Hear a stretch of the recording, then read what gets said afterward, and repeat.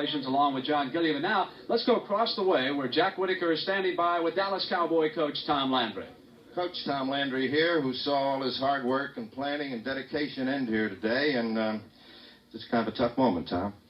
Well, it really is, but, you know, Minnesota played an excellent football game. They came prepared, and they whipped us the first half especially. They gave us a chance to come back after our punt return, and it seemed like the same thing happened to us that happened to L.A. last week. They came right back, as good teams will on their day, and hit us with the bomb and neutralized all the advantage we had with the punt return. And after that, we had other chances, but we just didn't seem to have the edge to go in to score anymore. What was halftime like here in the locker room? Because your defense came out, seemed tremendously fired up in that second half. Well, we knew we had to do a great job. It wasn't that we were doing such a bad job the first half. It was what Minnesota was doing. They were doing a super job the first half, both defensively and offensively, and we couldn't stop them defensively, and we couldn't move against them offensively. So you can't say much more than that. But we were ready the second half, I thought, but some days it's not your day.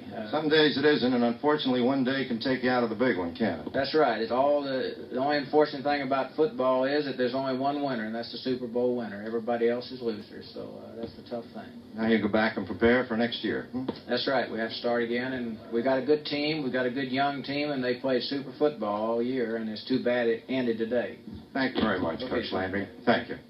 We'll return to the winner's dressing room here at the NFC Championship game in just a moment. I'm George Planta, and when I'm not with the Raiders, I deliver for REA Air Express. Uniting the states, it's REA Express on the ground and 31 airlines getting your shipment on the first flight out. Right now, we can deliver to 522 airport cities in just one day. That's performance. Check the white pages for Air Express and ship with a winner. They hit your receiver every time. I know, because I work with them.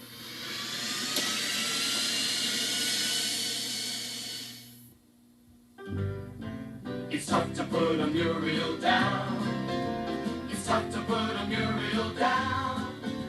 With so much flavor going for you, it's tough to put a Muriel down. It's tough to put a Muriel down.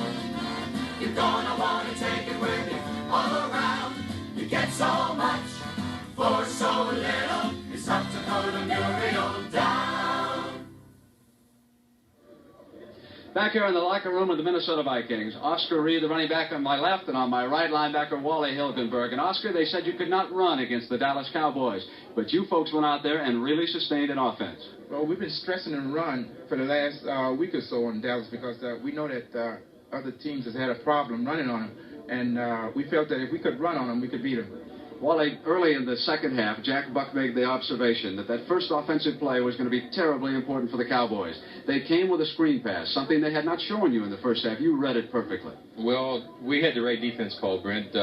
It was my force coming up on it, and I just happened to see the back sneaking out there and got up quick and got a good hit on it. And when you got the right defense called against the right play, you usually can come out okay. You know, the Vikings don't blitz very often, but when they do, it can really be important. I remember back with the Los Angeles Rams when Jeff Seaman came and got John Hadle. Today, you went and got Roger Staubach. Well, again, we had the right call at the right time, and we feel that the blitz is a better weapon if used as an element of surprise and do it less often. And so we don't try to live on it, but we use it as a weapon once in a while. Wally, let's bring the head coach up here, Bud Grant, who designed this game plan, got this team together. Coach, congratulations on another tremendous effort. I know that yesterday you had predicted that this might wind up being a high-scoring game, and you said, I'm not so sure I'm going to be right about that. Well, I certainly didn't predict all the turnovers in the ball game, but those things happened, and we were able to take a little more advantage of them than they were. Was it any easier to defense them since they did not have Calvin Hill? I don't think our defenses were predicated on that at all. We've had a great deal of respect for Newhouse. I can't say enough good things about Calvin Hill, and I'm sure that they missed him more than we might imagine, but we couldn't set our defenses for anybody. If he was in there, we'd have played exactly the same way, and I'm sure he would have had a great day.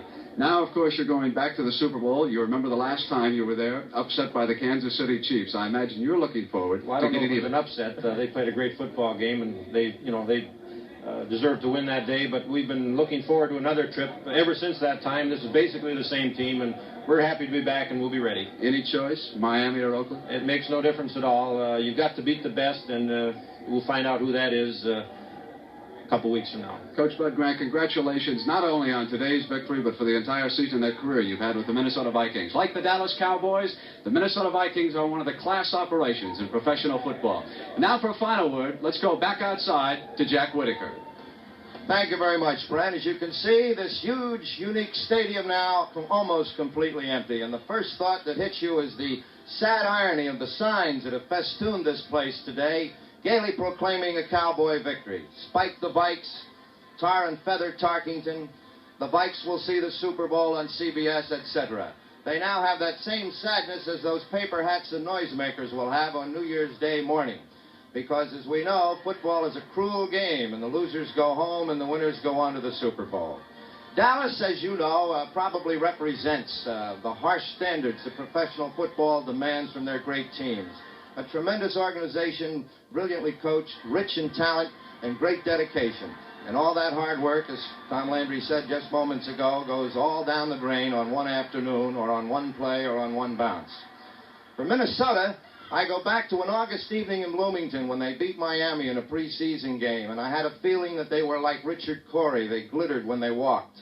And they kept that glitter through the whole 14-game season, in the playoff game against the Redskins last week, and certainly here today. And, of course, their fans hope that they'll take that glitter right down the turnpike to Houston 2 weeks from now in the Super Bowl. The other point I think that we should mention is that this has been a year when professional football has come in for a lot of criticism in terms of dullness of its games because the field goal is taken over from the touchdown. Well, we had 3 field goals here today, but we also had a punt return of over 60 yards, an intercepted pass for a touchdown, a 52-yard bomb to Gilliam from Tarkington, and enough turnovers to make any fan happy. I think there's a lesson here that all of us should learn.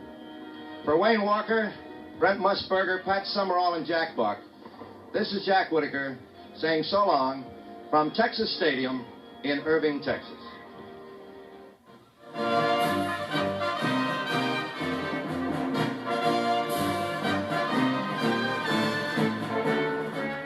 Pro Football Report was sponsored by Dutch Masters, the fine cigar, made with 4 Latin American tobaccos, and by Allied Artists Corporation, producers of Papillon, now playing at theaters all over the country.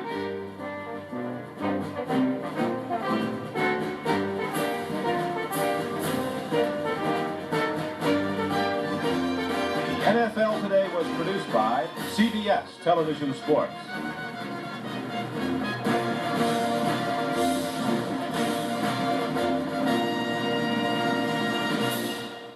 Mannix probes the eerie world of ESP, and Barnaby Jones finds out he may have erred when he cleared a client of murder when Wayne Rogers of MASH guest stars on tonight's exciting mystery double feature here on CBS.